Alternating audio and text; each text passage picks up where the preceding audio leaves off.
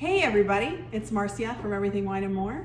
I'm the vintage room manager here at the store, and I get to do some of these virtual tastings, some of these educational tastings, and talk to you about varieties and different wines around the world. I'm super excited today to talk to you about Sauvignon Blanc. Sauvignon Blanc, Sauvignon Blanc. It's kind of one of those grapes that people kind of turn their nose up sometimes and think, oh, well, it's not very exciting. The beauty of Sauvignon Blanc is it's grown all over the world. And did you know that it is one of the parents of Cabernet Sauvignon? Some people don't know that. So Sauvignon Blanc, along with Cabernet Franc, is actually one of the parents. There are the parents of Cabernet Sauvignon. Unfortunately, we missed celebrating World Sauvignon Blanc Day, which was on May 3rd, but keep that in the back of your mind for next year, and perhaps you can celebrate that along with me as we drink some great Sauvignon Blanc from around the world. I'm just gonna move this out of the way here. So just to give you some basics of Sauvignon Blanc, it's got very high acidity. No matter where it's grown, it's got really zippy acidity, and it's typically got some green herbaceous aromas and flavors. And that comes from a compound called pyrazines. It's found in the grape skin of Sauvignon Blanc. And it's interesting how it expresses itself depending on the climate. Cool climates will express it more than warmer climates across the world. You'll typically get flavors of gooseberry, a grapefruit, passion fruit, sometimes wherever it's grown, cat pea, peaches, white peaches, that sort of thing. Lots of citrus profiles. Where does it grow more famously? Well, of course, France, in the Loire Valley, and in Bordeaux, very famously, of course, in New Zealand, and Chile, United States. But we're going to explore some different countries. As you can see, I have bottles here from all different countries in front of me that are representative of this grape in different parts of the world. So first of all, let's talk about France. It really makes its home here in the Loire Valley in different parts, but in an area specifically called Sancerre. So as you can see on the label there, Sancerre is where Sauvignon Blanc grows. But if you want to have something from just like a satellite area of the Loire Valley, that's where this Wally comes in. And we're going to taste this in just a few minutes. In the Bordeaux, we have some different options here. So Bordeaux, white Bordeaux's are really interesting. People don't often think of Sauvignon Blanc growing in Bordeaux. They think of those red varieties like Cabernet Sauvignon and Merlot and those fantastic blends that can get high points and that are from these very amazing, highly recognized chateaux. But a lot of these chateaux also make white Bordeaux, and it's made from Sauvignon Blanc and sometimes blended with Semillon. And you can get different price points. I mean, if you're looking for something really collectible, something ageable, you can get something like this. Chateau La Louvière, that is 100% Sauvignon Blanc in this case. Very ageable, very fantastic. Or you can get something like this Entre du Mer, which is mostly Sauvignon Blanc, which has a little bit of Semillon in it. And this one is under 20 bucks. So you don't have to spend a lot of money to get some really great white Bordeaux. All right, so moving on to New Zealand. Of course, everybody knows Kim Crawford, Oyster Bay, Cloudy Bay, some of these really big brands that have come out of New Zealand and have really made their mark with Sauvignon Blanc. Well, here's one here called Aunt Moore, and this is gonna have those tropical notes. They're gonna have the really bracing, zippy, laser sharp acidity that I like to call it. It's gonna have some tropical notes. It's gonna have the kiwi, some lemon, fresh cut grass, which is often a tasting note for New Zealand Sauvignon Blanc. And we do have a lot here in the store to choose from, so make sure you come in and have a look, and all of them are really well priced. You can get some expensive versions, never over $50, all under 50. If you wanna have a special occasion wine, you can find a good one for under 50 bucks, but for $20 or less, you can find a really great Sauvignon Blanc from New Zealand. All right, so where else do we have some great stuff here? Let's go to Chile for a moment here. This Casas del Bosque here from Chile is a fantastic expression of Sauvignon Blanc. It's got a lot of tropical fruit notes in it. This was 2020 was a warm vintage, so it's got really some floral notes. the tropical notes of pineapple that I think are really gorgeous in a Sauvignon Blanc. And we're gonna taste this one in a few minutes too and get some really good tasting notes on that. If you like more of a savory edge in your Sauvignon Blanc, look to South Africa. So I've got the de Grendel here. This has got a lot of notes of jalapeno peppers and a little bit of maybe green pea.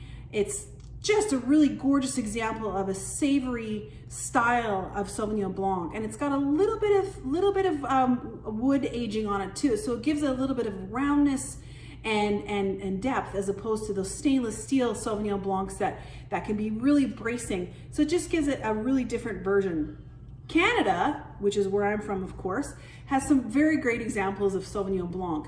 You can get Sauvignon Blanc from some of the bigger, well-known wineries, like Burrowing Owl, or like a smaller family-owned vineyard like the Winemakers Cut Sauvignon Blanc.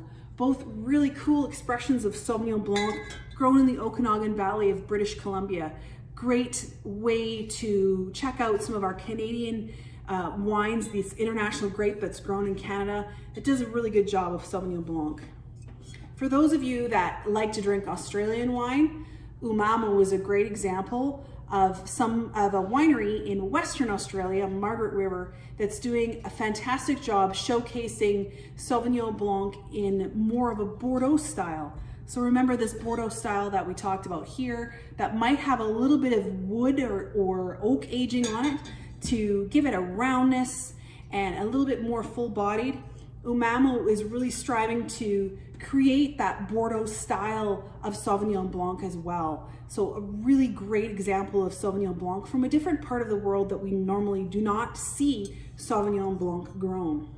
Of course, the United States is also a great place to grow Sauvignon Blanc.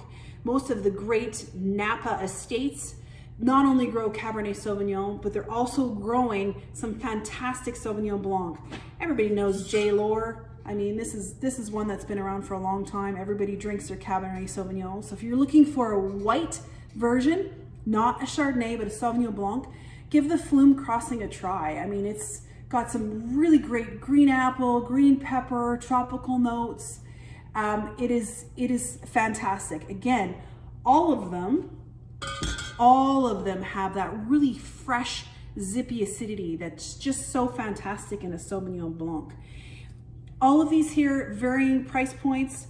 You're gonna find some of your Chilean that will run from, anywhere between $15 and $20 for a Chilean, 18 to 50, as I said, for New Zealand, 18 to 30 for a Loire Valley.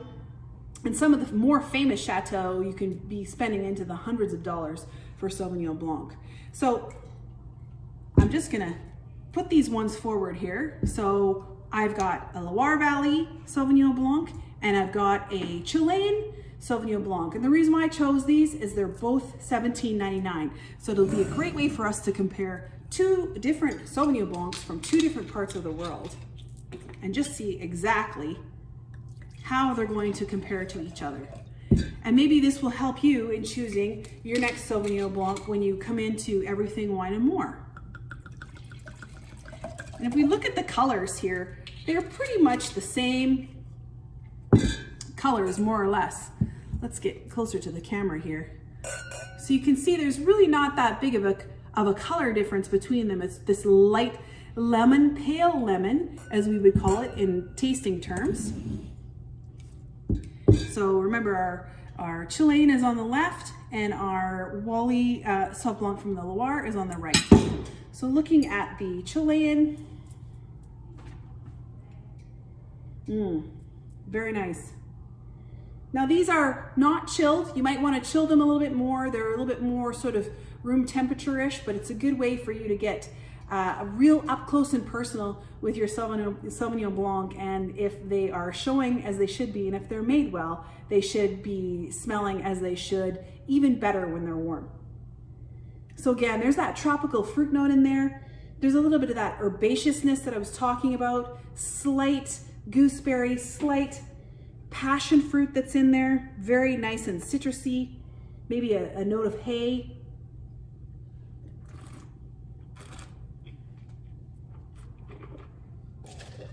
And you always know it's high acidity is if you try to talk after you have swished it in your mouth and spit it out, and you can barely talk, you can feel that your mouth is watering, all that acid is coming down in between your cheeks, you know that it's a high acid wine.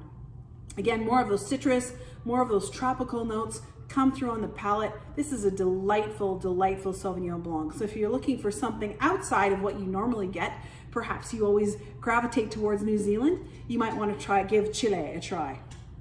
Okay, and our Wally here on the right. Again, I get definitely more citrus notes out of this. Grapefruit, hints of peaches, some passion fruit, and what we call that minerality. So oftentimes that comes from the different soils, maybe some flinty soils or some granite soils. Again, Sauvignon Blanc is grown all over the world in many different types of soils. And that can transpose itself into how the wine smells and tastes.